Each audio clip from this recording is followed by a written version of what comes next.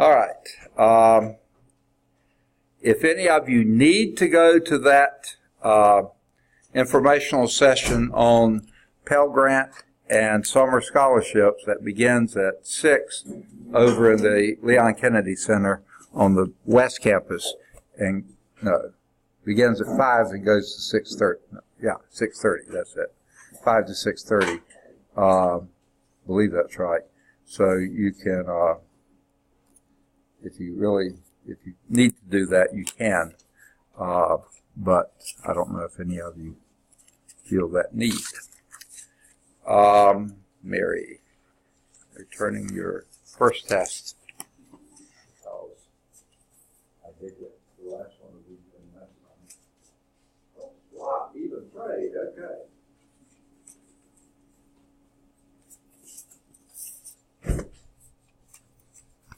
Let's see, how I do that. Did I mark it? I did. Okay. Also need. And as far as I can tell on the second test, I believe those are correct. Haven't seen any majority disagreements in the papers that have come in. So.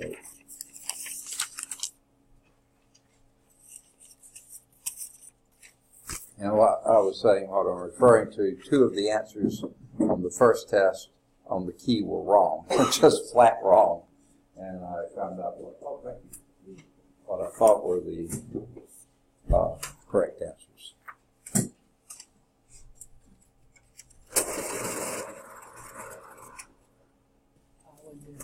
Does that not work? Huh? That's Monday. I'm on here Monday. Yeah, okay. All right, and here is, got to get my book in order. Deanna, right? Yes. Okay. All right, and I am returning the first test to everybody. Last time.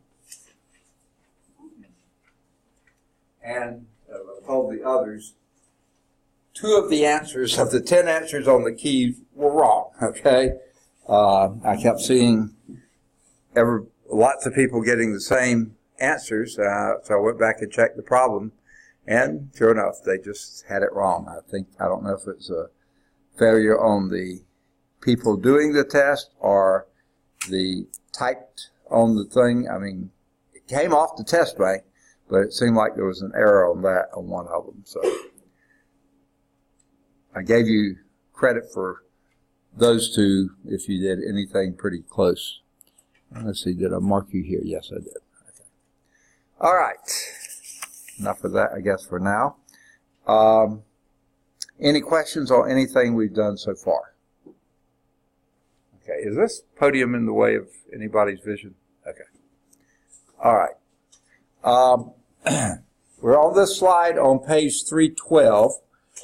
This chapter has certainly started off as a very wordy chapter. Still not very good PowerPoints, but we haven't even hit the first problem yet. Usually that's all we hit are problems. Okay. But, I forgot to do that. Let me set up from the current slide. Okay. Here we have it. And we, I think, started looking at this a little bit last time. Now, we talked about molecular structure just a little bit, okay? And here are the things that we're going to be dealing with here. What makes, and no question on what we've done so far, right? Okay. What makes a solid is the fact that the molecules are fixed both in proximity to each other and, let's see how to say that. They're fixed in position and they're fixed in the structure, you might say, okay? By proximity, the distance doesn't change, but also the position doesn't change, okay? What I'm trying to, what the actual term for it is, they are in a crystal structure. Now, that doesn't mean they're crystals, in the common sense, but that the molecules are fixed in positions. So this is what we call, this would represent a solid. Now, the solid circles are some type of molecule of atom, and the open circles are other kinds of atoms. And what you see there is they left out a few of the arrows, but all of the solid ones appear to be connected. Not all, okay. There's a variety of situation here. Not a very probably accurate picture. They could be different kinds of molecules, but what you see are up to 4 bonds each. Now it could be that there's some other bond coming out of the top of this one, bottom of that one, or something like that, but that every one seems to have 2, 3, or 4 bonds off of it. And then every dotted circle seems to have up to 4 bonds as well. Okay?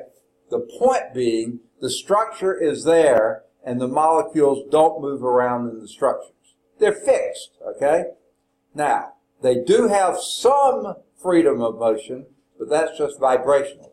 And that's why they made the bonds look like springs. I think that's what they're trying to show that as, springs. There is vibrational motion there. Now, what does that mean for us? That means that if you add energy to that crystal, that molecular structure, then they will vibrate faster. And if they vibrate faster, they tend to push each other away a little bit further. And that's why most materials swell when they heat and shrink when they cool. Not very much, but a little bit. Have you ever noticed crossing a bridge? Okay? When you first get on the bridge, do-do, and when you leave it, do-do. Right? Okay? The reason for that is there is, now nowadays they should be a lot less, there is an expanding, and they're usually tongue like this, so that the plates can go back and forth. In the summertime when it heats up and they swell, they move into the grooves like this. In the wintertime when they cool and shrink, they move further apart. But you still have solid road underneath you. Okay? Power lines. If you've ever looked at them, take a picture sometime. If you got some power lines out in front of your house, these could be phone lines, they don't have to be power lines, but between poles, take a picture just about the hottest day of the year, okay? Maybe sometime late July or something like that. Take a picture of that power line. Take it again one of the coldest days of the year, maybe sometime mid-January or early February. Take a picture from the same place. Mark your spot, same place, take a picture. You'll see the power lines are shorter in the wintertime. They have more of a dip in the summertime because they increase in size and length in the summer and decrease in the winter because of the, there is a name for it, linear expansion for a line. But it's a thermal expansion. That's the thing I was trying to think of. Okay, we have now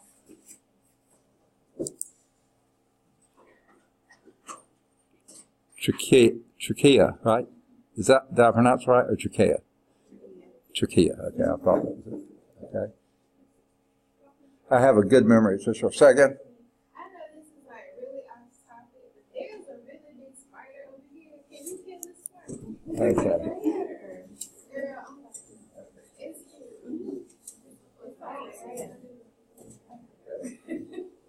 It must be hot. He's swollen. I know. I understand. I see the wheel. I'm going to spider and set the spider.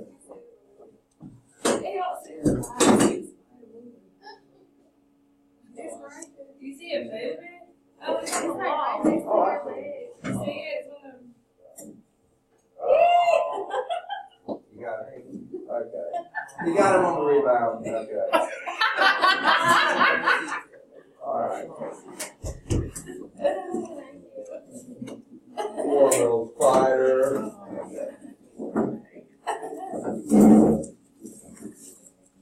Okay. Okay. Oh, the other thing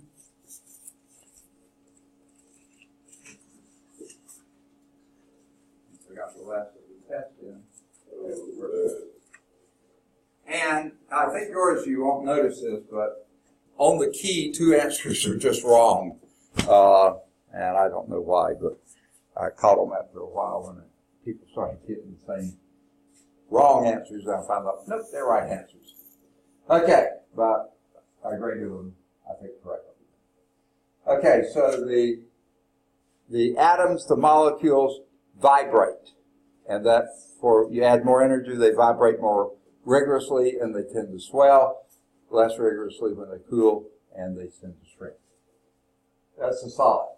Fixed in position and fixed in closeness to each other within that vibration. Now, how about liquids? Well, the liquids, again, the distance are pretty well set. They stay very close to each other, but they can slide past each other. They're not fixed positionally, in the same structure. No crystal structure here, okay? But they stay in close proximity to each other. That's what makes a liquid a liquid. Now, gas molecules, everyone is free to do whatever it wants to do, and when they do collide, they just bounce off what they call elastically with no change. So there's no fixed structure, no proximity structure, there's nothing, okay? They're free to move anywhere. So what does this mean for us? The solids have a fixed size, volume, and fixed shape. Now the volume can change with temperature, but it's very little, very, very little, okay? But they keep their own shape and they keep their own volume pretty close, same temperatures and pressures anyway. Whereas liquids keep the same volume, okay? If you were to pour your fluid, if you had that full and poured it into another container, you'd have the same volume, but it would take the shape of the new container, okay? A solid, that is a solid, no matter what you do to it, what box you put it in, it keeps that shape, right? Okay, liquids take the shape of the container, but maintain their volume. Gases, on the other hand, if I brought a bottle of ammonia in here, and over here, no, I don't think I'll do that. I'll take it back there. And over that ammonia, the top of it, after a while, y'all would be gearing up and wanting to move to the front, whether the spider's here or not, okay? Now, the spiders would be moving. And after a while, I would start noticing it too, right? Why? Because the molecules from the ammonia, it's a gas, they start distributing throughout the room. So they can take on any volume they want and no fixed shape, okay? So that's what makes a gas a gas. These show way more collisions. Most of the time, they're not even touching each other. This shows 4 out of 7 are colliding. That's pretty unusual. But that's their point, okay? So these characteristics of the material, solids, oh yeah, let's go over this one too. Solids, liquids, and gases. What do we usually call those? The three, I don't know if the book uses the term or not. Back in the old days, we called them states of matter, okay? They don't typically call them states anymore because now that quantum mechanics is in the picture, a state is an energy level. So this isn't an energy level. So now they call them the 3 phases of matter, okay? Actually, there are 4. We haven't hit the 4th one yet, okay? Get to it in a minute. How do you go from a solid state phase to a liquid phase? What would you have to do to the material to change it from a solid to a liquid? Any ideas? Second? Melt. Melt. Okay, melt. Okay, sorry, my hearing's so bad. How do you make something melt? You heat it up. You add energy to it. Because these are chemical or molecular bonds that are holding that solid together in that crystal lattice, in that structure. Same position, same relationship, and all that kind of stuff. They're holding it there. If you add enough energy, as I said, they vibrate greater and greater and greater, and finally they start breaking. Okay? So you add energy to it, you can make it into a liquid. Now, not all solids will go into a liquid first. Some may go straight to a gas. Carbon dioxide is that way. Does anyone know what solid carbon dioxide is called? You may have used it in a lab sometime. Or at a rock concert. You wouldn't do that. Dry ice. Why do they call it dry ice? Okay, number one, ice because it's really, really cold. Okay? Dry ice is because it never forms a liquid. It goes straight to the gas. That's called sublimation. Water will actually do that too. Have you ever seen in your refrigerator when you put the ice tray in, liquid water, and we'll get into this later, when it freezes, it takes a shape. But if you just leave it in there and never use it, every time you look, it seems a little smaller. After a while, the ice tray will be empty because water will also sublime under certain conditions. Go straight from the solid to the ice will to the gaseous state. Okay? So, you add energy to it, energize those bonds, finally they break, they become a liquid. How do you change a liquid to a gas?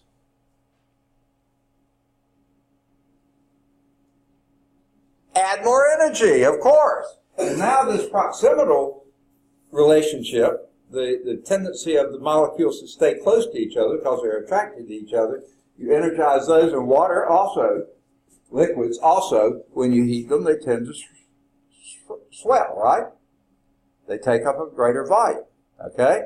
But after a while, then they free themselves and become gas molecules.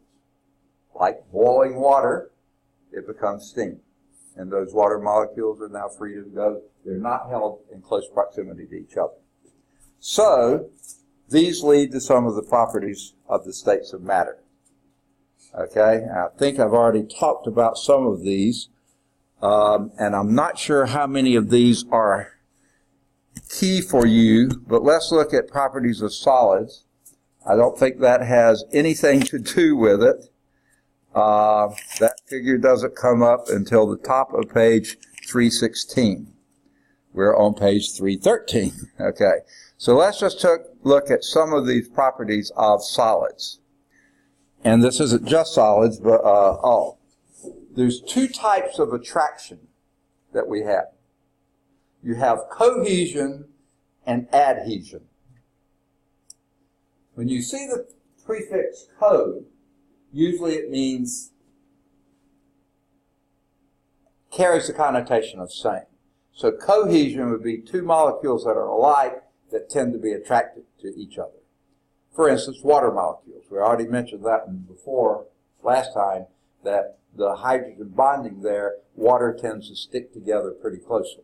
That's why it's a liquid, whereas most other molecules that are that small of molecular weight, 18, are gases. They're nowhere close to being a liquid at normal temperatures and pressures. However, water, because of that strong hydrogen bonding, they form liquids at normal temperatures and pressures. However, have you ever jumped into a swimming pool and done what we used to call a belly flop? Water has a pretty strong surface tension. That hurts. It hurts really badly. And you can almost come out bruised from that. These guys and gals who do the high dives in the Olympic, if they come down wrong, they can really injure themselves. There have been many broken or jammed fingers and stuff, and actually broken necks if they come down from those high dives. So water, even though it's a very light molecular weight, it has a strong, strong surface tension. I don't know if you've ever done this. Do this carefully at home. Take a container, any kind of container you have, and pour water into it slowly. And keep pouring until it looks like it's full. And then try to pour a little more and a little more. And you'll actually see the water overfills the container before it finally starts leaking. If you do it slowly enough, you will see that. That's the surface tension of the water is holding those molecules on, even though they're above the surface of the top of the container, and it will hold on to them until finally then it'll break. because too much water there. Okay? That's cohesion. One molecule hanging on to, being attracted very strongly to a like molecule. Now, the other kind is adhesion. And this should be fairly, what word sounds like adhesion?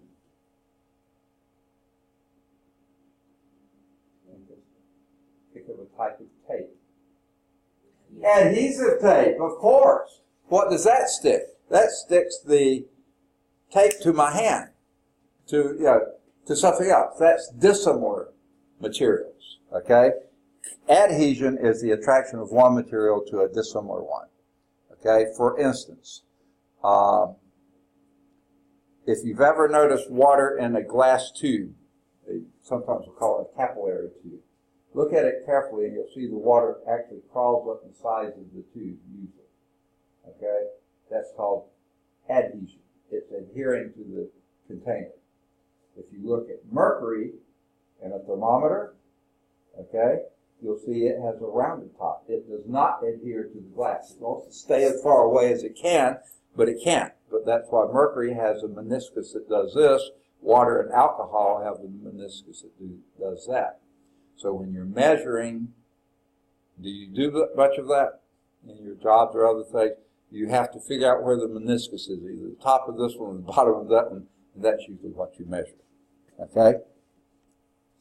Now, another thing that a solid will have, and this I don't have a figure for it, is called tensile strength. Tensile strength is the linear strength of something. Okay? Stupid example. But if we had taffy, okay, I grab it in, you grab it in, and we pull, it stretches, okay. Doesn't have a lot of tensile strength, okay. But if iron bar, we pull, one of us is going to pull the other one around because we're not going to break or do something to that iron bar, okay. That's tensile strength. It also goes for compressing. Tensile means tension. Pulling or compressing, that's tension. Tensile strength, okay? You define this as the ratio of the force required to break the rod or the wire divided by the cross-sectional area of the wire or the rod, okay? Because, of course, a thinner, smaller cross-sectional area is going to break more quickly than a big one, right? Makes sense, right? But if it's a given material, the ratio should be the same. The ratio of the force to the diameter, I'm sorry, not the diameter, cross-sectional area should be the same. And they show a picture in your text of a tensile testing machine. So tensile is not just the things you put on Christmas tree. This is T-E-N-S-I-L-E. Okay. Another characteristic, let's go back to the previous slide. Because solids have this crystal structure, they have a characteristic called hardness, okay? The hardness of a solid is a measure of the internal resistance of its molecules to being forced further apart or closer together. That's the hardness. And they give a definition there too, and they mention Johann August Brunel, whom I've never heard of before, but he was an engineer and metallurgist born in Sweden. And his Brunel value or number is the ratio of the mass placed on the object divided by the surface area of the impression. Okay? You can read that if you're interested. That's the Brunel method. Usually when they mention hardness, they also mention a scale called the Mohs scale. This does not mention the Mohs scale. I'm surprised that you talk about the Brunel factor. But the Mohs scale bases it kind of on, I think it's an 8-point scale. No, 7 maybe. The hardest being diamond, and one of the softest being talc. Okay? And if you've ever used any talcum powder, you know how soft talc can be. Okay? Really, really soft. And then there's 7 things in between. Okay? Another characteristic of a solid is its ductility. How easily or difficult is it to stretch it or mold it into a wire, okay? Some things will do that fairly easily, some things will not. One metal that forms a wire very easily, very nicely, is copper. That's why we use copper in much of our wiring, okay? Because it's very ductile, okay? It's the property of a metal that enables it to be drawn through a die to produce a wire. That's its ductility. On the other hand, there's a different, and it's somewhat similar, seems like it would be similar, but it's not quite the same, is malleability. That's how easily or difficult it is to mallet it, okay, hammer it down into a very thin film, okay? Gold, for instance, is very malleable, okay? You can take gold and hammer it down until you have what they call gold, what's that term for it? It's an artist type term. Leaf, gold leaf. Have you ever seen it? It's so very thin you can just wrap it around anything and make it look like pure gold. Whereas in reality, it's just a few atomic layers thick gold leaf, okay? That's malleability. Now, another characteristic of solids is elasticity. And what elasticity is, oh, and by the way, any of you ever been to the steel mill? Back when U.S. Steel was in operation, I don't know if they still are, but right down the road from us is a recycling place that they have these huge rollers.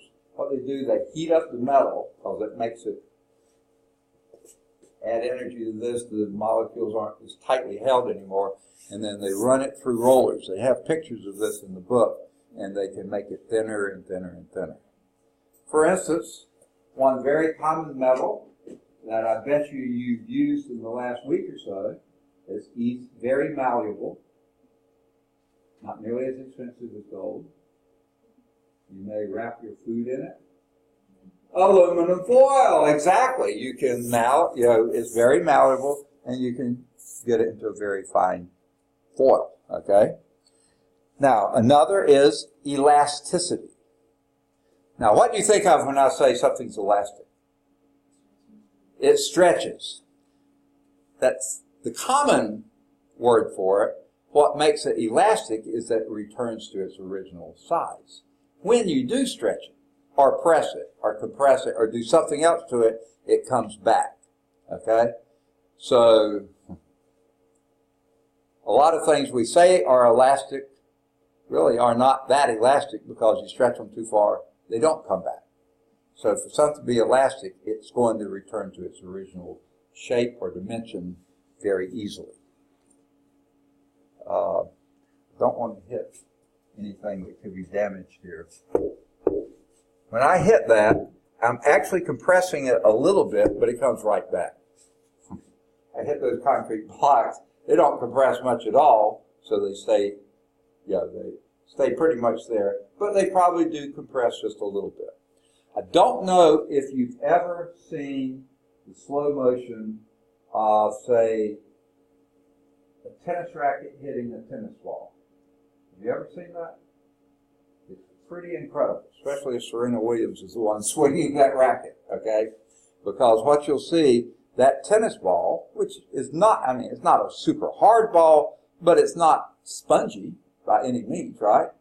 You see that tennis ball almost flatten out, and you see the tennis racket, and those webbing on the tennis racket, that's pretty tight, okay? Don't hit me in the head with it, because it doesn't give much. But if you watch that, it bulges in the back, as the tennis ball does, but then the tennis ball returns to its shape, and the tennis racket returns to its shape. They are elastic. Now, believe it or not, hit a baseball, if you've ever seen this one, hit a baseball with a baseball bat, that baseball literally, if you hit it hard enough, I can't hit this hard, but the baseball actually molds around the bat a little bit. It does deform, but then it goes back, it's elastic, it goes back to its shape. Anyone watch the Masters this weekend? big golf tournament. I didn't get to go. My wife got to go to it yesterday to the practice. Wait, it's not this weekend. It's coming up next weekend. Sorry. My wife's mom entered the lottery and actually won tickets to the practice round they had yesterday. She got 4 tickets. So my wife, her sister's husband, and her mom, they went to the practice round yesterday over in Augusta, Georgia. I was here teaching, of course. Not fair. Okay, but I would like to go. Not that I'm a big golfer. I really enjoy watching golf, but that has to be just about the prettiest spot on earth. In the spring with all the azaleas in bloom and the dogwoods and everything else. If you get a chance, watch it either Saturday or Sunday. It'll be televised. Just see a little bit of it. It's got to be the prettiest golf course in the history of the world. I mean, it's just incredible. I've driven by it many times because I grew up over there, but I never have been inside because you don't get to go inside except during the week of the Masters unless you're a member. My family's not rich enough. The whole family put together is not rich enough to be a member, but it's incredible. If you watch a golf ball, the head of the club hitting the golf ball, and golf balls are hard, very hard, but you'll still see them flatten out on the head, but then they come back. They're elastic. Not only that, you'll see the club actually bend this way. It's elastic that way. So it's not quite tensile strength, it's shear strength there. And it actually bends this way, but it comes back. It's elastic too. So elasticity is not the stretchiness, but it's returning to the original shape. That's what elasticity is. And we think of elastic bands and things like this. They are actually a lot less elastic than a steel ball, okay? Because steel ball goes right back to the shape. Okay, we're finally at the point of this. Here's a spring. We think of it sort of being elastic in that it stretches, but what makes it elastic is it returns to its original shape once it's stretched, okay? So here's the spring before you stretch it, okay? Here's the spring when you're stretching it. And every spring, they say, I can't do them, but every spring can get, and actually the name for it is sprung, right? If you stretch it too far, it won't come back. And that's called the elastic limit. That limit, and it's not just a spring, any material, that golf club, that you can deflect it, hitting that ball really, really hard deflects it a fair amount. But if you hit that tree, no, it's not going to come back. You pass this elastic limit.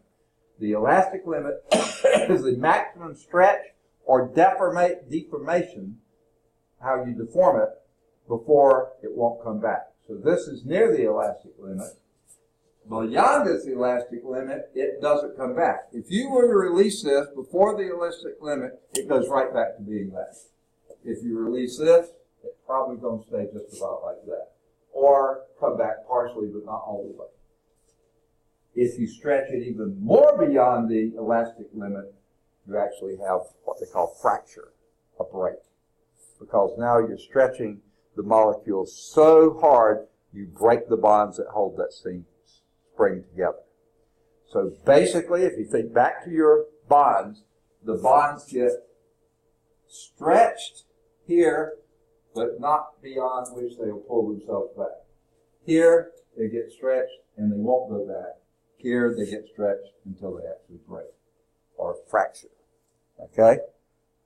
Now,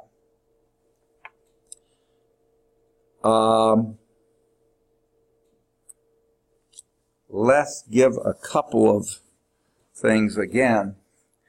These are really lousy PowerPoints.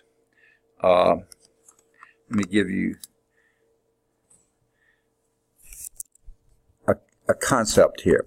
Stress is the ratio. Now, just about everything we talked about, they came up with some sort of ratio for. And I didn't give you every one. I mean, I read some of them to you, but they don't really have formulas that much. This one is.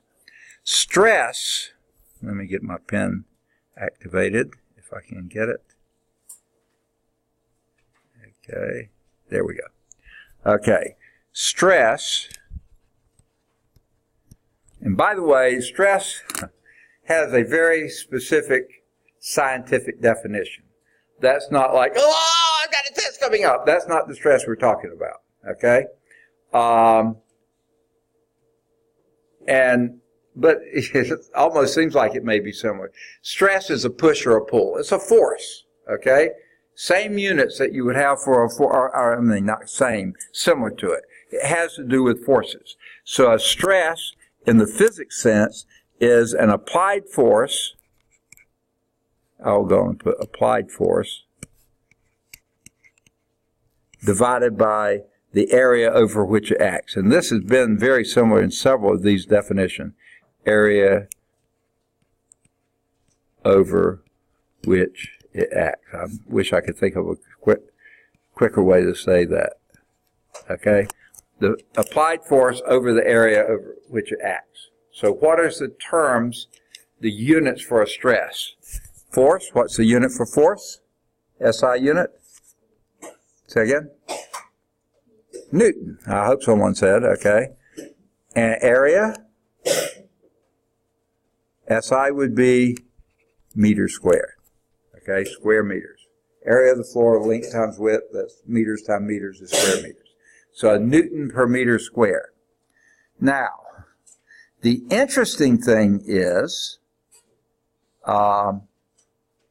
this is the same unit for pressure, force per unit area.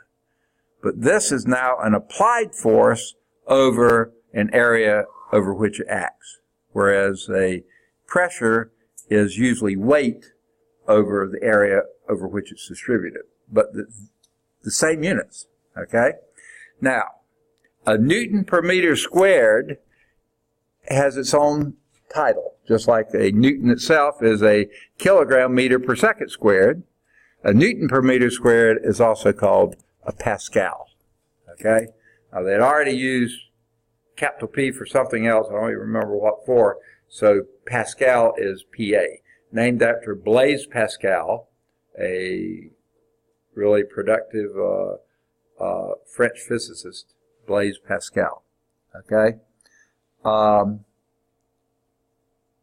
there he has in the book. There's a little blurb on him there. If you got your book, you can see it.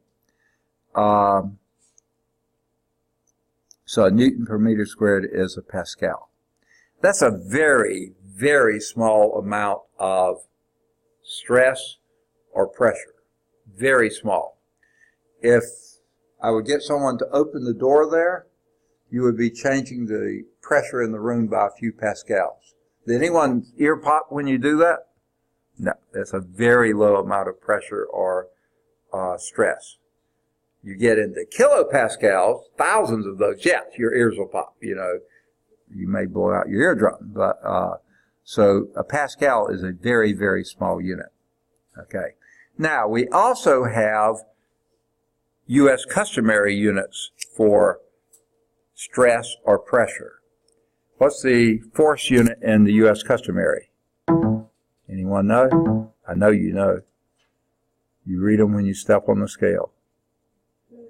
Pounds, okay. And what's the area? And you could have any kind of area. Most of the time we say square feet, but in pressure we actually refer to square inches. And that has a shortened name too. It's not named after somebody. Anyone know what that is? Anyone ever measure the air pressure in your tire? PSI, pounds per square inch. PSI. Now that's not the Greek letter psi. It looks and spelled just like it, but that is actually pounds per square inch. Okay? There's no P per in there, just pounds per square inch. That's another measure for pressure or stress. Okay? Now just so you give an idea, if you look at your tires these days and you see what the measure is, I'm just going to make a guess, something around 32 to 40 PSI of pressure you put in there, that's going to be just about, not exactly the same number of kilopascals. So like I said, a pascal is so small you don't even notice it. Kilopascals are more like PSI, okay, pounds per square inch. Okay, I think we beat that to death. Here is the next one in your book. These are orange, and this is green. I don't know why. But it says, imagine a brick weighing 12 newtons, 12.0 newtons, lying on its side on a table and then standing on one end. Which is exerting more pressure on the table? The one lying down or the one standing up? Any guesses? Huh? Standing up. Why? The same force, because it's the same brick. Same weight. Same force. Same number of newtons, same number of pounds, right? But if you lay it down this way, you've got 16 centimeters that way, 8 centimeters that way. 16 times 8 is what? 128 or something like that square centimeters. So you have a bigger area, same weight, larger area, less pressure. You stand it up this way, and you have 8 by 8, no, 6 by 8, so 48 square centimeters, but the same force, same weight on it, but on a smaller area, a greater pressure, greater force. Now, I'll give you sort of a dumb example, and this supposedly actually happened. I did the last of my graduate work, so for a degree anyway, at University of Nebraska, Lincoln, in Lincoln, Nebraska, okay? And for some reason, and this is what they told me up there anyway, it seemed like that Lincoln, Nebraska is one of the most popular places in the country for water beds. And someone said, I guess it's because we're so far from any ocean, you never feel like you're ever on the water. But for some reason, I have a lot of water beds. And one landlord who rented apartments to students, because a lot of, UNL is a pretty big school, pretty big campus, and lots of students lived in the area. And a lot of them liked the water beds. And this one landlord wrote in his contract, because the pressure of a water bed is too great for the apartment, water beds are forbidden. Well, if you think about a water bed, it lays flat on the floor. Whereas a poster bed, which most of us, I guess, sleep in, it stands up on 4 little feet, maybe a few in the middle or somewhere. And some student challenged it before a minor court somewhere and proved that the pressure on those feet, even though the standard bed is much lighter than a water bed, but because it's spread over a huge area, the pressure of the water bed was actually less than the pressure of those 4 feet standing there. So he won his case. The next year, the guy rewrote his contract and said, the weight of the water bed is too great. You can't have them in the apartment. It wasn't the pressure, it was the weight that he really meant, but he used the word wrong. Because if they had been the same, and the water bed was like this, and the poster bed, sat on something like this, the pressure would have been greater. And the guy actually proved it was otherwise. Okay. Yuck. I don't see this one. Oh, there it is. Next page. We'll get to it in a minute. There is a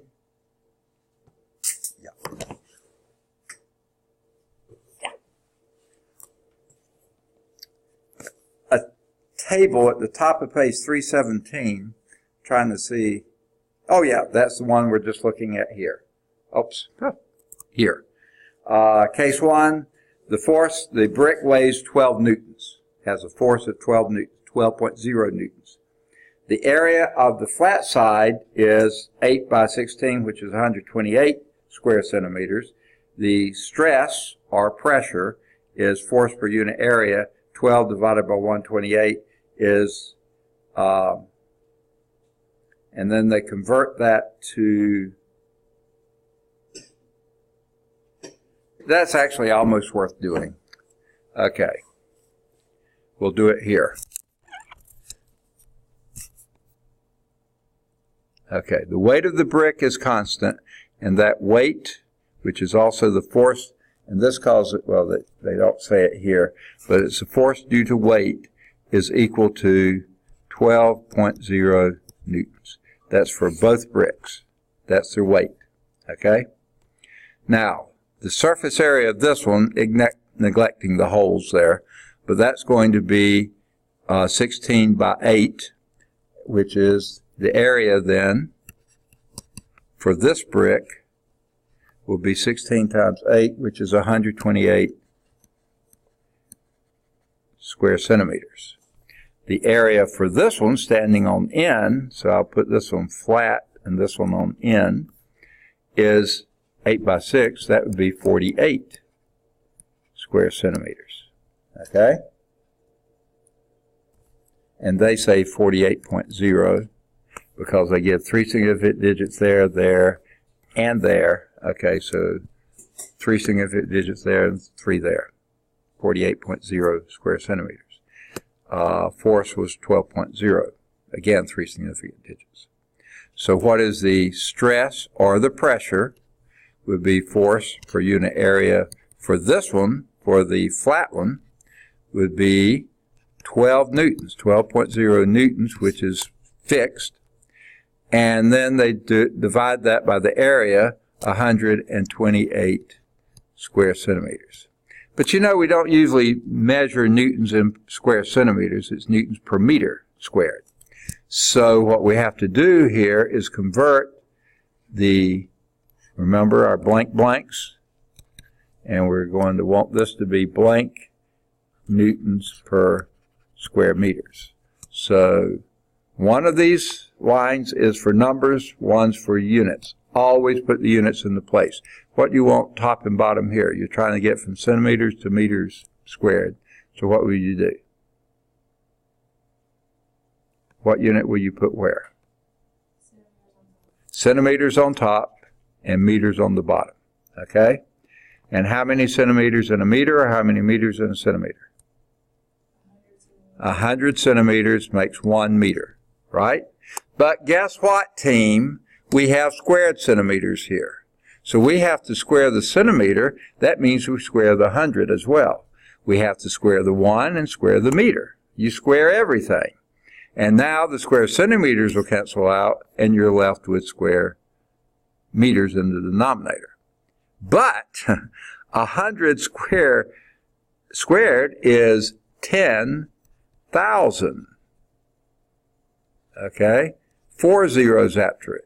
So it's 12 times 10,000. That would be 120,000 divided by 128. Okay? And this is newtons per square meter now. Okay? And they get that to be 938 newtons per square meter. You can do it on your calculator. See if you get it. 938 newton per square meter. Which is, what's another unit for a newton per square meter? Say again? Pascal. Okay? And again, that's not a lot of pressure. Even though you got 938 of them, it's still not a lot of pressure. Okay? Yeah, if you put your hand under there, you feel that, but it's not a huge amount. Okay? This one over here, on the other hand, would be 12.0 newtons divided by 48.0 square centimeters. But then you also have to multiply this by 10,000, I won't write it all out again, square centimeters per every 1 square meter. And that gives you, same as we had before, 120,000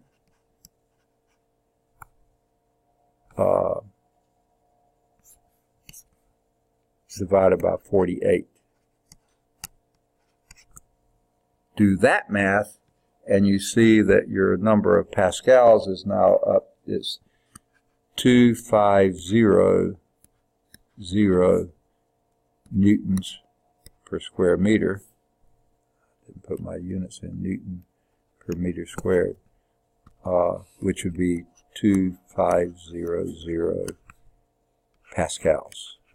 Okay, that's almost 3 times the pressure standing like this as it would be flat. Okay, now if you wanted to use a smaller number here rather than 2500, but use a larger unit, what would you use? I mentioned it on the tires. Move it 3 places this way and you got 2.50. Keep that significant 0, forget about the other one, kilopascal. And that's the unit we would normally use. So this other one would be 0.938 kilopascals. This would be 2.50 kilopascals. Okay? We haven't done how many pounds per square inch, but we're not. Okay? Now they show another illustration here. And all of you look like you're fairly reasonably attired.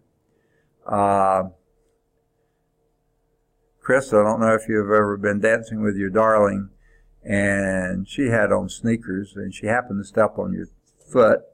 Not too awfully bad, right? Okay, you can handle it, right? But if she has on spiked heels and steps on your foot, get her off of there. Okay, real quick, okay? Why? Her weight didn't change any. The force didn't change any, but the pressure on that spike heel was a lot greater than it was with the sneaker on. And it wasn't just that sneakers are softer. You could have the same kind of sole, but, you know, it's a lot. I don't want them stepping on my foot with a spike heel at all. Okay. 160-pound woman rests her weight on a 4 square inch heel. That's probably not far from what most heels are. And that would be about 40 pounds per square inch. Okay? If she does that same 160-pound woman on a 1/4 of a square inch spike heel, and now you've got 640 pounds per square inch. That's a lot more. Okay? Get off my foot. Okay.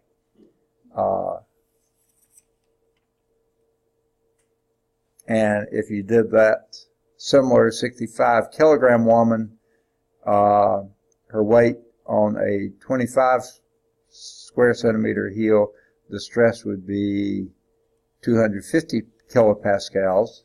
A lot like that brick, right? Okay. No, I'm sorry. That's 10 to the 5th, a lot more than the brick. 100 times more than the brick. Yeah. Where if you do it on the spike heel, 6,400 kilopascals. You'll notice that one. Okay. Now, there are 5 basic types of stresses, and I've already hit one of these words you would think, but it's not quite the same. The first is tension.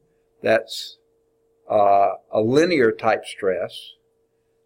The second is compression, and that could be the same on the linear type stress, and that's where this slide comes into play. Here, if you're supporting, looks like it could be any bridge over a body of water. I almost wonder if it's the Chapelaya or whatever you call it over the. Oh, does it say? U Clark Bridge crossing Mississippi River. That's under compression because you got the weight of the bridge and all the traffic on the bridge that's pushing down on the piling. That is a compressional stress on the piling there. Okay? Hopefully it's been planned for. Okay? The tensional stress, they showed a game of tug-of-war, pulling on a rope. Tensional stress. This is compressional stress. Okay? And this is another way that piling, the forces are compressing against the material. Okay? That's a compressional stress. here is what we call a shear stress. Your force is in this direction. The friction holding the book in place is here. You're pushing that way. You're distorting it. That's a shear stress. And that's the next one that they call is a shearing. It's when the stresses are opposite in direction to each other but separated. Whereas a compressional stress, the forces are opposite but they're along the same line. Here the forces are opposite but you have a separation, so you have a distortion in the material. Another is called a torsion. Okay, this is your shear stress. Okay. Let me give you another. I think you may run into this too. I'm trying always to think what applications y'all are going to use for it. I don't know for sure. I've never done the job y'all are going to be training to do, so I don't know for sure. But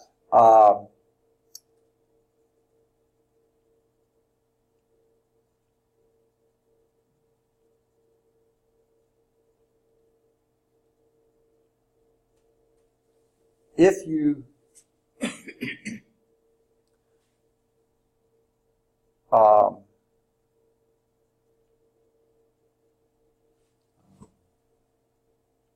don't know that you might. I don't know. Part of my training was in soil science, okay? I did soil physics, we looked at stresses there. And you have tensional stresses or compressional stresses like this. You also can have tensional, but mostly compressional. But when you're doing like this, that's where you get problems like landslides and things like this. If it's just like this, soils can take this easier than they can that. If there's a separation there, they tend to distort. Okay?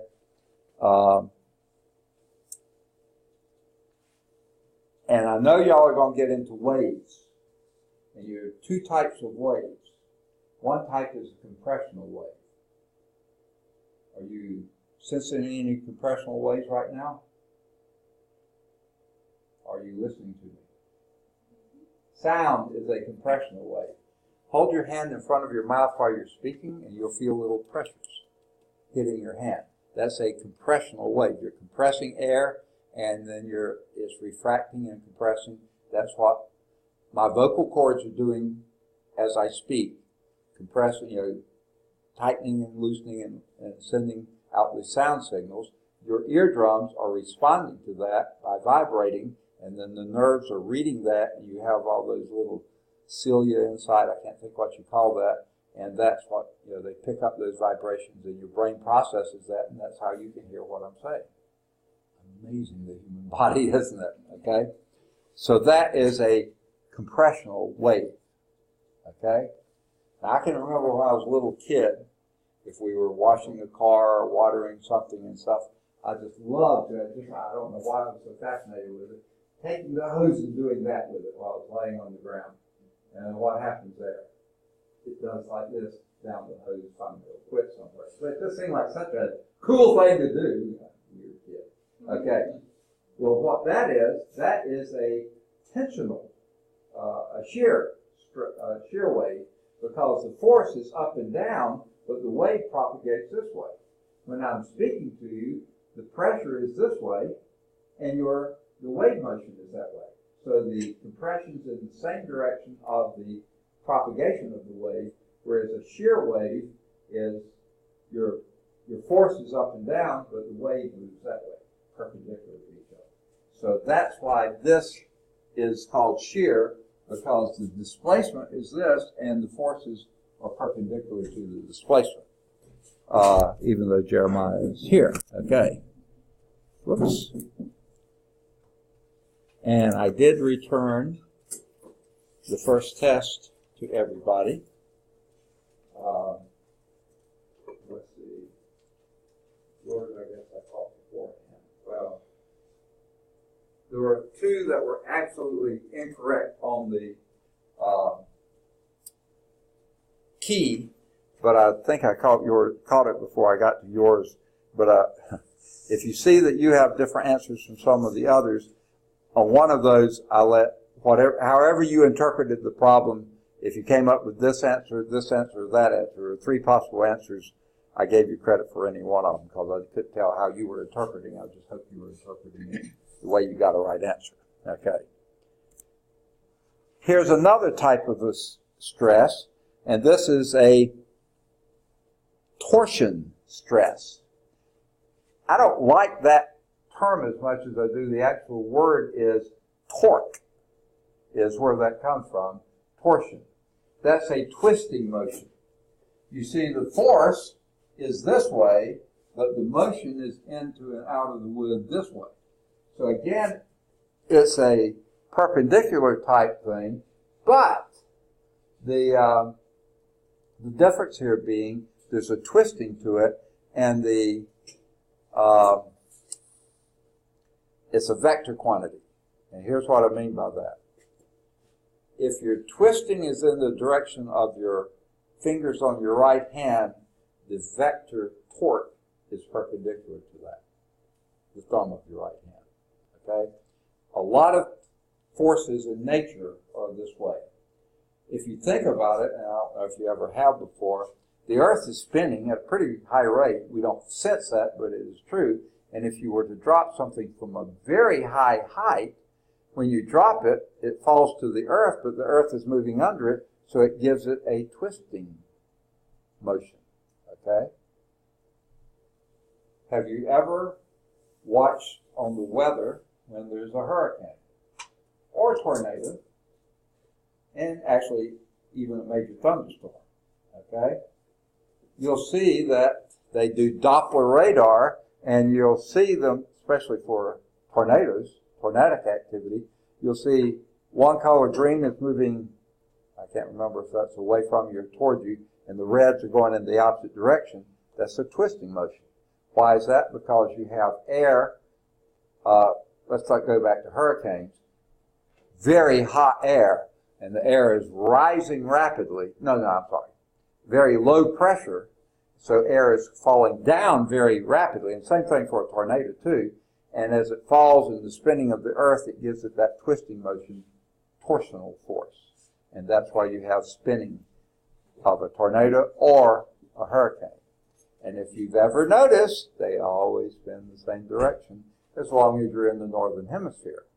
In the southern hemisphere, they spin in the opposite direction. Okay? Now, this is something you probably have seen, but I don't know if you've ever thought about it. Have you ever pulled the plug on your sink or your bathtub?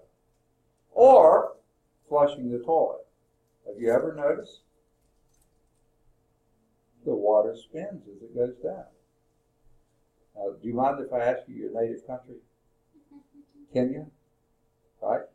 Okay. Have you lived there, or you lived in the U.S. most of your life? Huh? You've been there? Yeah. Okay. When you pull the plug there, doesn't the water sort of do like this? Or have you never noticed? We used to have those toilets where... The what? We used to have the toilets where you don't have to flush. Uh-huh. And it just goes straight down pretty much? Yeah. That's because you're near the equator. Okay? It's not anything special about the toilets. The water just goes down. But in the northern and southern hemisphere, the further off the equator, the more torsion you get, the more twisting motion you get. Now, to show how weird physicists, an illustration of how weird physicists can be, I had this professor when I was at Georgia Tech as an undergraduate, and then I took a few courses there and had him for one course there. I think I had him for 2 as an undergraduate and 1 as a graduate student. He was a nice old guy, not that old, but younger than I am now. But he was really high up in crystallography. Okay, we were talking about the crystal structure. He knew that stuff inside and out. And he was like the main editor, editor-in-chief of one of the big crystallography magazine journals, you know. So he was up there.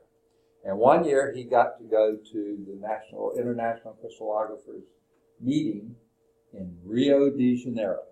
Anyone know what that is, where that is? Huh? Brazil, exactly. Now, Sao Paulo is actually the largest city in Brazil, right? But that's the business leader and stuff like this. What is Rio known for? Party City, okay, in Brazil. I mean, it would be the New Orleans of Brazil, would you say? Or do you know? Okay, it's the party city. But he had his International Crystallographers Association meeting in Rio de Janeiro, Brazil, the party city of Brazil. Maybe of the whole southern hemisphere. Maybe Sydney would, complain with that, and fight against it. But it's up there, okay? And he was so excited to go. And when he finally landed, got off the thing, got to the hotel, he went and got into his room. What did he do? He went running to the bathroom to flush the toilet to see if the water really did go in the opposite direction. How weird does this really are? Okay. He told us that in class, so I'm not making that up. He went running to the bathroom to flush the toilet to watch the water spin the opposite direction. Okay? If he had been near the equator, it would have just gone. If it had been in Quito, Ecuador, if it had been in Nairobi, Kenya, yeah, he probably would have rushed in to watch that too. Okay. All right, but this is a torsional stress. It comes from the word torque. And here is the tau is the symbol for torque. I guess what they're saying is you're applying a torque to this way, and the wood responds with a torque in the other direction. That's a weird, twisting the bolt in one direction is counteracted by the force of the wood resisting the turning motion in the other direction. And to notice that, I really don't like this illustration. I don't know if you've ever noticed your car engine. When someone revved the engine. You ever notice what that engine does, especially if it's a real powerful engine? I usually don't have very powerful. Yes! It tends to want to come out. They have flexible motor mounts in there, forcing it to stay in there.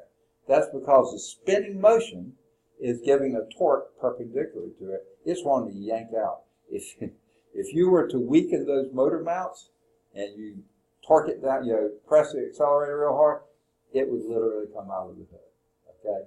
You don't want that to happen. Okay? Not in my car anyway. Okay. So that's torsional stress. Here is another one.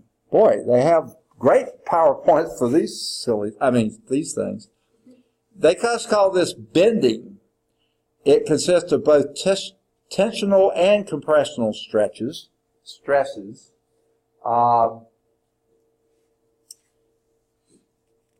There is a better word for it than that, but they're not calling it here. But this is but the guy sitting on the plank, remember when we talked about normal force? I gave the illustration if I put a plank across there and walked across, and y'all were laughing thinking it was going to break. I told you it would just bend. No, y'all don't remember that. But anyway, that's what's happening here. His weight is this way. The normal force of the board is trying to hold him up, but it can't completely because he weighs more than the sum of the stresses. The reason they say this is a combination is that on the top part, the forces are coming like this. On the lower side, they're pulling like that. The board is doing everything it can to accommodate that normal force that way. Okay? This is a lot of blah, blah, blah here. Okay. Let's do example 1. Finally, how many pages does it take to get to the first example? Let's see. There is the try this activity. That's foam, like you would use in a pillow or something like that. Yeah, if you want to. There's the activity try. I'm not going to go into great detail here. Let me find. That's probably going to have the most white space. We'll do example 1 here.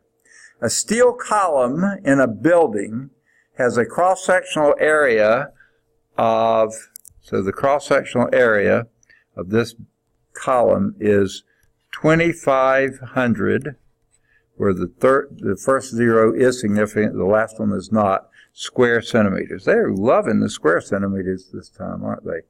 And it supports a weight. And what is a weight? Another name for a weight? Force. It's a force. Force of weight is 1.50 times 10 to the 5th newtons. Are y'all familiar with scientific notation? Yay or nay? Huh? Pretty much, everybody? You know what that means. If you wrote that out, that would be 150. You count the number of spaces. You move the decimal 1 place, 2 places, 3 places, 4 places, 5 places. 150,000 newtons. That's what that means. Those are equivalent. Okay? Find the stress on the column. Okay? So stress is force, the weight force per unit area. Okay? So that would be 1.50 times 10 to the 5th newtons. It's just a little bit easier to write. Well, it's any all that much easier. Divided by 2,500 square centimeters. But usually we don't want this in newtons per square centimeter. We want it in newtons per meter. So we go back and do our conversion here. Blank blank equal blank newton per square meter. Okay, which is going to be a Pascal. So what do we put first? The numbers or the units? Units. Always put the units in the place. And what unit do we put where? Between centimeters and meters. What goes where? Centimeters on top, meters on the bottom. How many centimeters per meter? Now we put the numbers in. 100 centimeters makes 1 meter. Now we've got our conversion, except we're in square centimeters, so we have to square the numbers and the units, all 4 of them, and that will give it to us. This again is 10,000 if you need that, okay? Or you could have written this as 1.00 times 10 to the what power? 4th. Move the decimal 1, 2, 3, 4 places, okay? So to do your conversion then, that would be, or the multiply, that would be 1.50 times 10 to the, and when you're multiplying numbers, 1.5 times 1 is 1.5. That's pretty easy, right? When you're multiplying the exponents, or the powers, keep the base, 10, add the exponents to the 9th, divided by, let's just write this one as 2.50 times 10 to the 3rd. Okay? You don't have to do that, but you could. This would be newtons, this would be square meters. Okay? So if someone has a calculator with or without the scientific notation, punch those numbers in, see what you get. Okay? Preferably with scientific notation. It will make life a lot easier. But even if you don't have it, let's see what we can do. See what I can do here. This will be, if you divide 5 into this, that would be 0.3. Divide 5 into that, you get 0.5. Let's move the decimal 1 place that way on both of those, and that is 0.6. 0.6 times 10 to the 6, which would be 6.00 times 10 to the 5th. Wow, surprised at that. Newtons per square meter, which would be 6.00 times 10 to the 5th pascals, which you could then say 6.00 times 10 to the 2nd kilopascals, because a kilopascal is 1,000 pascals makes a kilopascal, which is moved the decimal 3 places. So that would be 600 kilopascals. Ah, that's what they did too. Look at that. Any questions on that? Sort of a lot of blah, blah, blah, but that's that's the stress on your steel column. And that's a compressional stress. Probably. I don't know. They don't say it, what stress they're measuring. But when you think of weight, that's going to be downward. So that's probably compressional. All right. Next topic here is Hooke's law. Robert Hooke was a chemist and physicist born in England.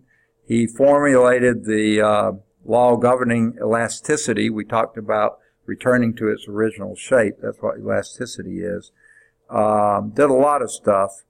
I'm trying to think. I think he was one of the people that Isaac Newton got into arguments with a lot. Sort of hard arguing against Isaac Newton. He was such a brain. But it seems like Hooke may have been one that he had a little bit of run-ins with. I don't know for sure because it seems like the dates aren't quite right, but maybe they overlapped a little. And here's what Hooke's law says. The ratio of a force, of the force applied to an object, is to its change in length, resulting from being stretched or compressed. So let's see what's the next. This goes back to your spring. Why they wait till now to talk about it? Here is Hooke's law. The ratio of the force applied to an object to change its length resulting from being stretched or compressed. Stretched is this way, compressed is this way. You know, the forces are in along the same line but opposite directions. By the applied force is constant as long as the elastic limit, and remember we talked about that as well. Yeah, that in fact here, the elastic limit was not exceeded. In other words, if it's elastic material, it always goes back to the original shape. So this is the thing that measures that.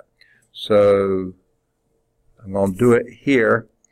Hooke's law says the ratio of the applied force, I'm going to call it APP, applied force to the change of length is some constant, and that's the Hooke's law constant. Typically measured in newtons per meter. So force would be in newtons, length would be in meters. You could talk about pounds per foot, but we probably won't do many of those. So F is the applied force, delta L is the change of length, whether it's compressive or tensional, whichever way you do it, and K is the elastic limit. Okay? Now that then leads to, I have to scoot way on over here to this figure, and this illustrates that characteristic we're talking about. As long as you do an applied force here, now, if you're a strict mathematician, you probably don't like this. It sort of grates on me a little bit too, because usually I think of the independent variable being on the horizontal axis and dependent variable on the vertical axis. But here, this is the independent variable, how much force you're applying, and the change of length is the dependent. But they have them backwards here, and that's for a reason up here, I guess. But as long as you're in the elastic region, you're in this straight region. You apply a force, it distorts a little bit. Apply a little bit more, it distorts a proportional amount. You're at a linear region here. But somewhere up here, you will reach the elastic limit. And after this, it doesn't come back to its original shape at all. You apply more force and your length varies, but it doesn't come back. Okay? So this is called the plastic region, and I bet you never thought of plastic in those terms. But plastic means it's bendable. Okay? It isn't going to come back to its original shape. You bend it, it stays bent. Okay? We think of plastic as being that stuff. Okay, right? But guess what? They put that under, I'm sure they heated it up and molded it into that shape. So you can do just about anything with plastic you want to. That's why it got its name, but it really means bendable, okay? And doesn't come back to the original shape, okay? And that's called the plastic region. And at some point then, you exceed that and you have the fracture. And that's sometimes called the fracture limit. Now, some materials do not have much of a plastic region at all. I would think, oh,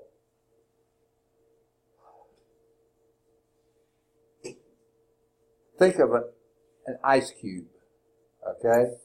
You can compress ice or stretch ice, and it probably will do a little bit. I'm not talking about heating it any, just doing that. But at some point, you put too much pressure. Glass. Now, that glass isn't a good one either, okay? Because glass really isn't a very good solid to begin with. Okay, we think of it as, but you don't have much plasticity in glass. You press it, it might bend a little and come back a little bit, but then when you push too hard, it's going to go straight to a fracture. Very little plasticity there. Okay, so not everything will show this plastic region. Okay, now here comes. Oh yeah, are y'all familiar with the symbol delta? I think I've mentioned it before. What delta means is change, literally difference in. Delta L means a change of L, change of length. It was here, you stretched it, it went to there. You compressed it, it went to there. You changed its length, okay? All right. Now, think bungee cord, okay? Doesn't compress much, but it does stretch, and you hope it pulls it back, okay? You hope it doesn't go to plastic, and you're left dangling, okay? Not that I would ever come close to one, okay? So here's example 3, example 2. Let's see if I can find a clear board somewhere. That may be as clear as we'll get. So let's do example 2 here. A force, now this has nothing to do with this picture, the force of 5.00 newtons. Not a huge force. That would be like maybe 3 of these books. No. Maybe 6 of these books would be close to 6 or 7 to 5 newtons. Okay? No, that's probably not right either. Okay, forget that. Okay. 5 newtons is applied to a spring whose elastic constant, and the elastic constant is also called Hooke's constant, K is equal to 0.250 Newton per centimeter. I'm not liking this problem much at all. Okay? Find the change in length. Notice they didn't say what is the new length. You don't know what the original length was. You do the change of length. Well, do you remember what the formula was? F over delta L is equal to that constant. Okay? And since we're looking for delta L, let's multiply both sides of this by delta L. And that gives you, and then we'll divide both sides by K. Or say K and write L. Then the K's go out, so your delta L is equal to F over K. Now you could have gotten there too if you had done the triangle or circle. I showed you those early on, didn't I? If that's helpful to you, you could have done, I like triangles a little better than the circle. But since your F over delta L is equal to K, you could do it like that. So if you're looking for delta L, that's F over K. Okay? So that change of length is 500 5.00 newtons divided by 0.250 newtons per centimeter. Hang on to your units. I know they look like they get in the way, but they really are helpful, because here you notice the newtons cancel out, and you're left with 1 over centimeter, which flips the denominator and just becomes centimeter. So how many would that be? Well, let's take our decimal and move 2 places this way and 2 places that way. 25 will go into 500 20 times, won't it? 20.0 centimeters. Okay? Yes, that's what they got to. You see how that worked? Okay. Now we're into our examples. Okay. Wow, it took them long enough to get there. Can I erase this one, or you need it a little bit longer? Okay. Let me go down here and find my key to erase. And let's do example 3. I wish they had a picture of this. No, they don't. Okay. I'll try to draw a picture of it. A force of 3.00 pounds stretches a spring 12 inches. Okay? So here we have a spring attached to the ceiling here. There's a spring. Okay? And then we're going to attach to that spring a weight of 3.00 pounds. And it stretches the spring 12 inches. So this stretch here from the original position to here is 12.0 inches. Okay? What force, so we're looking for some new force, or weight, you could call it that, which is going to stretch the spring 15 inches. I drew this too much, so now we want to stretch it 15 inches, not from where it was at 3 pounds, but where it was at the original. So you want this to be 15.0 inches. Now, I didn't draw that to scale, obviously. Okay? That's just supposed to be a 3-inch difference, and it looks like a 12-inch difference. But anyway, that's what we've got. Okay?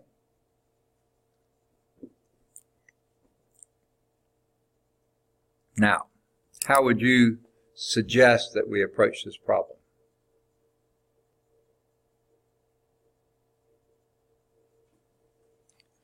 What is this first piece of information they gave you here?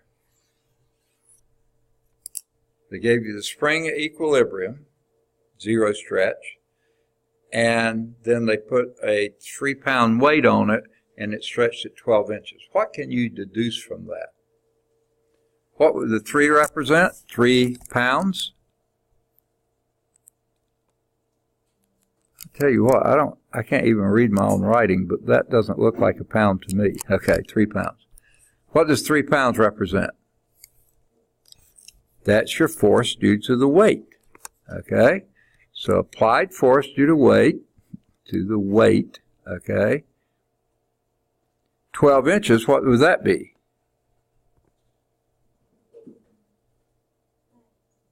Change of length. Because it was this length, whatever that was, and you stretched it 12 more inches. So your delta L is this. This is your delta L. And what is force per delta L?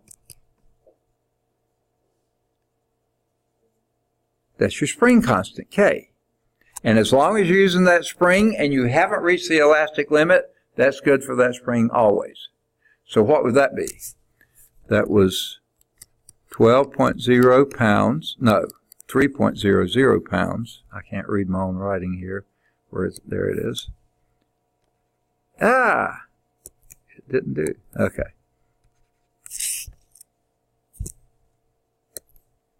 Okay. Pounds per. Wait a minute. I erased the wrong thing. Sorry about that. The old gray cells ain't what they used to be. Okay. And they never were much. Okay. This was 3.00 pounds, 12.0 inches. So that is a 0.250 pounds per inch. That's your spring constant. That's your K. Now that's good for that spring no matter what's happening with the spring, right? So, what force, this is our unknown here, how many pounds would it take to stretch that 15 inches from its original? So now we're looking for force. So F, let's call it new force, is equal, now what do we have to do here? Here's our formula, here's our equation. How do you solve this for F?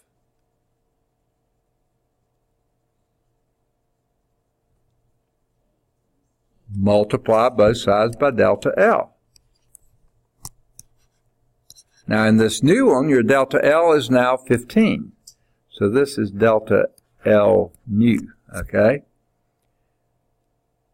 So these go out, and this new one is your K, which we just calculated, times your new delta L.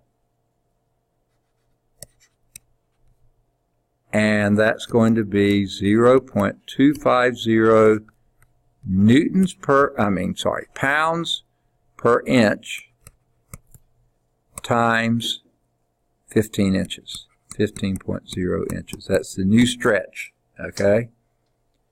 And if someone's got a calculator and can do that, well, that's not too bad. That would be 1/4 of 15 would be 3 3/4. 3.75 pounds. I can't write today for some reason. Yep. Sure enough, that's what we got. Did you get it too? 3.75. Okay. All right.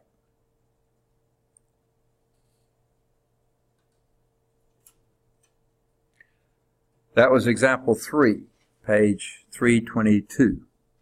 Let's move on to example 4.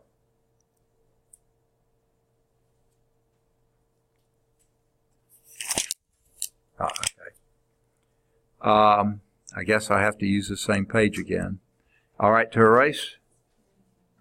Goodness gracious, this is so hard to see. Yeah. Okay. I wish there wasn't all this writing in there. It's hard to write around and make it make sense. A support column is compressed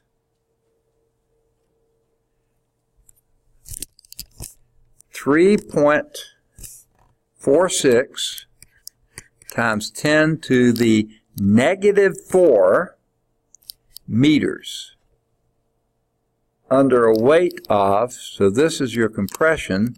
Guess what that's going to be? Your delta L, change of length. That's measured in meters. Now, what is 10 to the -4th of a meter?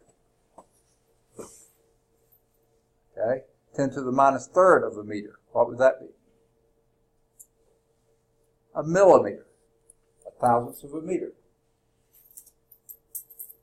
Oh man, I don't have a dime to my name. Okay, so let me use a penny. A little bit thicker than a dime, but not much. A penny maybe just a hair or two more than a millimeter. Okay? So if you take that penny and slice it into 10 equal slices, that's 10 to the -4. Okay? That's pretty small. Now this is 3.46, so 3.5 of those little tiny slices. That would be how much it's compressed. A very, very small amount. Okay, but that's your delta L. And it's compressed under a weight, and a weight is what? A force. The force due to weight, and that weight is 6.42 times 10 to the 5th newtons. That's 642,000 newtons. Okay, that's what 10 to the 5th is. 642,000 newtons. Yeah, that's pretty small there. How much is a column compressed under a weight of 5? So there's the original thing. This is what you know. The question over here, okay, is how much would it be compressed? What's the new delta L under a weight, a new weight,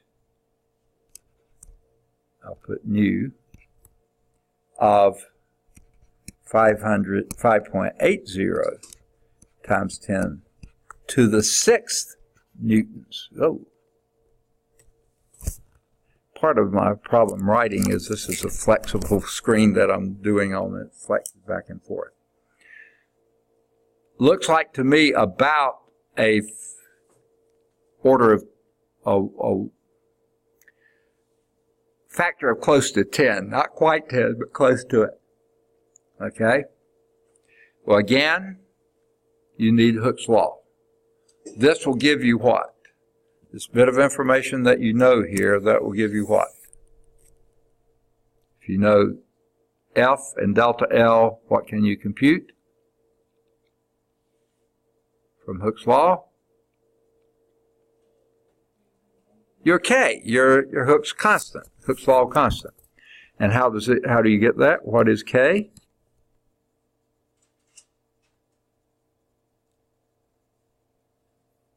Force divided by delta L, newtons per meter.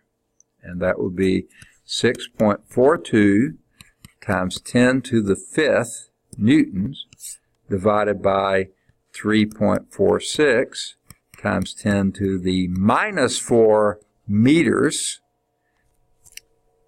And I can't tell you exactly, but that's going to be something awfully close to 2. It's like going to be like 1.99 or 98 or something like that, times 10 to the 9th. Because when you're dividing, you subtract the exponent. And 5 minus a minus 4 is 5 plus 4, which is 9. So that's going to be something on the order of 1.9 something. Do you have that? What's that? 1.86. Oh, 86. I was off. Okay. 1.86 times 10 to the 9th, right? Okay. Newton per meter. That's your Hooke's law constant. Okay. Now that we know that, we can go up here and calculate what delta L is. What is delta L? From Hooke's law, if we solve for delta L, basically what you do, you exchange the delta L into K, right? So your delta L then, the new delta L, will be F over K. Do you need me to work through that to show it to you, why that's true? Are you okay with it? Okay. All right, so that will be the new force, much heavier, almost 10 times as much, 5.80 times 10 to the 6th newtons divided by 1.86 times 10 to the 9th Newton per meter. Now, if you have that original K in your calculator, use it. Don't zero it out. Use all the digits you had there and use that one in it, because that will keep you from having any round off error. You're not going to have much, but that will give you a little more precision there. And that looks like to me that's going to be like 4.8 something times 10 to the minus 3rd. Do you get something like that? Maybe 4.9 something? 5.80 times 10 to the 6th divided by 1.86 times 10 to the 9th.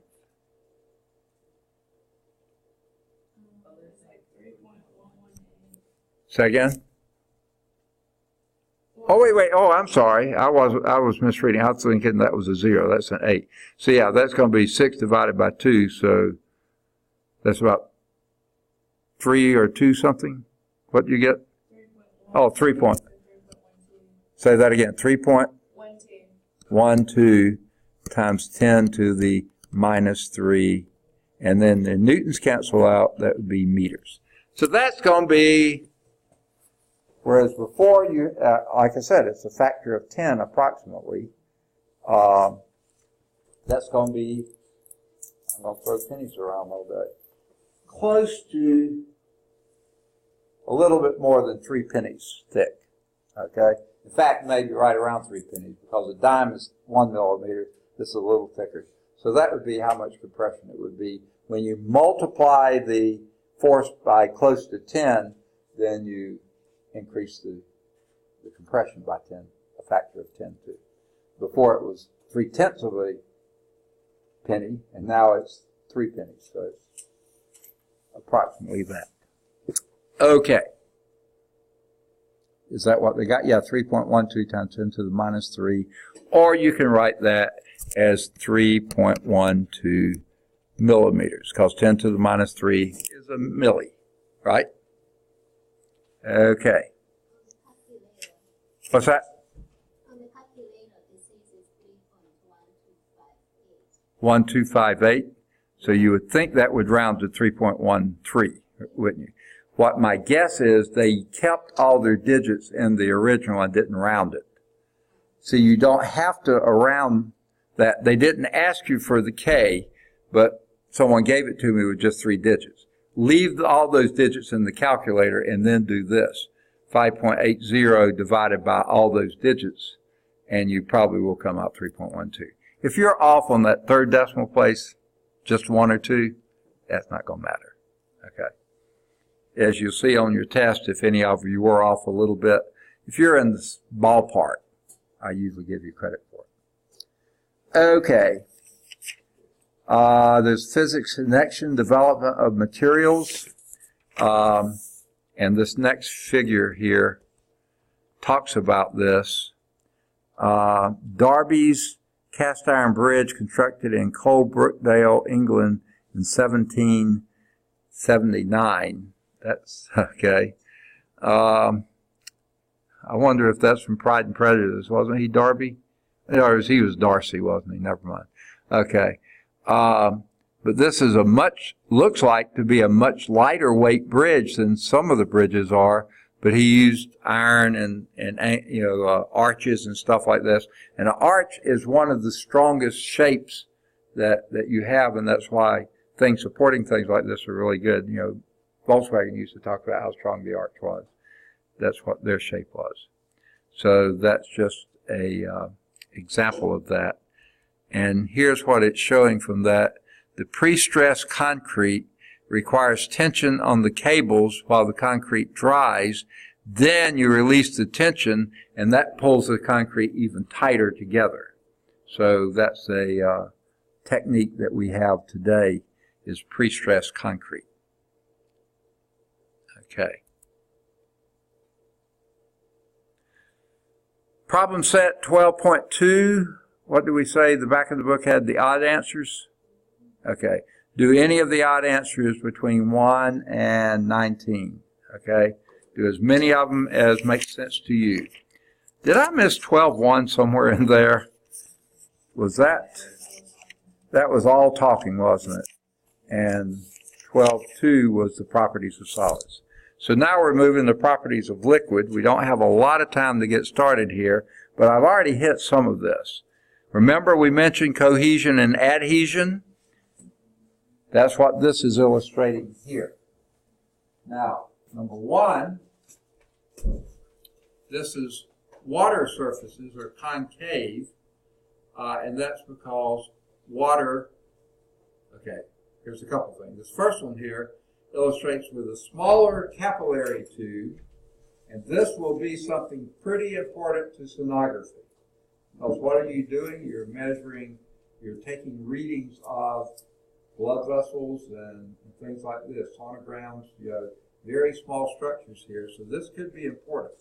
The smaller the capillary tube, the higher the water goes in it. Now why is that? Because water coheres to the walls here.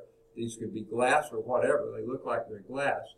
And with a big tube, it only goes a little ways up. But see, the cohesion here is pulling the water up the tube. But the smaller the tube, then it can pull a higher column because it's a smaller area. Okay? And a very small capillary tube, it's really tough for that to move. I mean, it's there. Now, here's a dumb example, not exactly of this, but of something similar to it. Now, that wouldn't be a very good, we'll just leave that alone. So anyway, water will always have a concave meniscus. That's what they call that surface there, is a meniscus. Whereas mercury doesn't like glass at all. It likes other mercury molecules, so the cohesion is very strong, but the adhesion is not. Okay, so mercury doesn't want to touch the thing, but it has to touch it at some point. But this mercury up here does everything it can to keep from touching the glass, whereas the water is pulled up because it wants to touch the glass. So mercury has a convex meniscus, okay?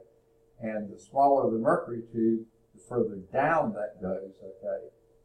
Whereas water, the smaller the capillary tube, the further up it goes. Now, I'm guessing you've probably seen this.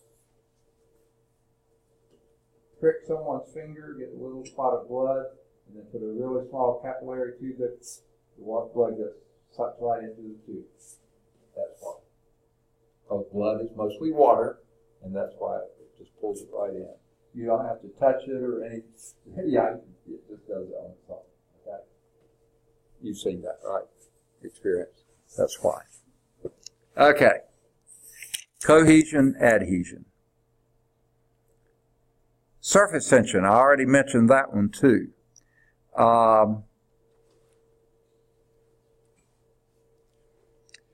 Have you ever seen this? It does happen. Drop a needle onto a cup of water, do it very soft, gently, and the needle floats. Does that mean the steel in that needle is less dense than water? No, it means the surface tension of the water hangs together so tightly it doesn't let the needle go through. Now, if you put it that way, yeah, it would go through. But if you drop it on flat, it will usually float. Now, if you were to take a drop of Dawn or any other kind of soap and put it in the water, it sinks. Because actually, we call them soaps or detergents, but all they are what they call surfactants. Have you ever heard that term? What a surfactant is something that breaks the surface tension. In other words,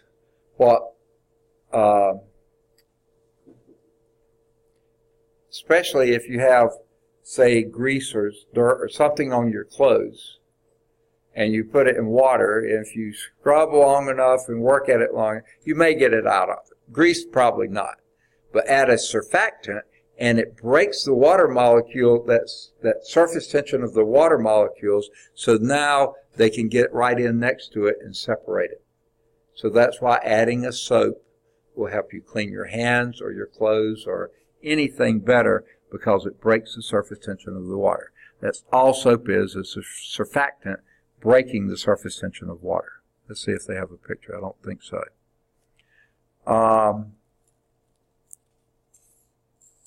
I don't know if you have ever done this. It's not a good thing to do, is play around with mercury, okay? But I can remember kids at school, when I was in school, people didn't know that it was a dangerous thing to do. But if you have ever broken a thermometer or something with mercury in it, and you've watched it, it beads up. It looks like little balls, but it's still a liquid. That's because it's, going back to this, it doesn't like to touch anything else. Its cohesion is so strong, its adhesion is almost nothing, so it forms little balls, little spheres. But they're not solid. That's a metal, but it's a liquid metal. They're really, you can squeeze them, you can do all sorts of things to them. Okay, so it'll actually beat up. Same thing happens when you wax your car. Not that I do that very frequently. In fact, I've never done it to my current car or the one before that, Back when I was young and my father would have us wax the car, when you do that, then wax, see the metal, water coheres to the metal. It just runs. But if you wax it, it does not cohere to, adhere to the wax, so it beads up. And you get the little droplets on it. You've seen that, haven't you? Oil on water does the same thing. Water on oil does the same thing. Okay? And they show that actually the Earth's gravitational field will change the sphere that would be the water droplet into a teardrop shape because the gravity pulls down on it. A liquid drop in space is a perfect sphere where there's no the contribution of gravity. Now here's another characteristic of a liquid. And this goes back to the molecules just going past each other. Viscosity. What does that mean? That's the tendency of, it's really the cohesion, the tendency of the molecules to stick together. Think of honey, very viscous fluid, okay? Water, not that much viscous. Oil, a bit more viscous than water, maybe not as bad as honey, okay?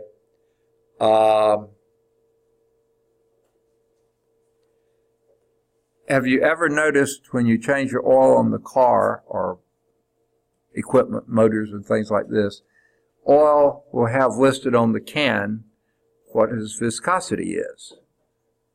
10W40, 15, whatever it happens to be. That's a viscosity number. And as they say here, cold oil is more viscous than hot oil. Of course it is. The heat makes the molecules move further apart, so now it's easier for you to break through. Okay? And then I did mention, whoa! Looks like we ran out of time, didn't we? I hate it y'all get to see the clock. Okay, never mind, I'm just kidding. Okay, let me get my pencil and mark here. We'll start next time with capillary action, bottom of page 326. We've already talked about that to some extent. We'll do a little bit more. In fact, I jumped the gun. That figure's coming up. Then we'll do principles of gases, okay? And there'll be a lot of examples for that one. And that will be it. So I think we might be able to finish the chapter next time. So I'll try to have your test ready for next time. Chapter 12 test. The thing is, we have a lot of problems in the next one, so it may take a while to go. But I think there's going to be a lot less talking and more doing, I think. Though I talk anyway, don't I? I heard you say that. Okay. All right, we'll end it here.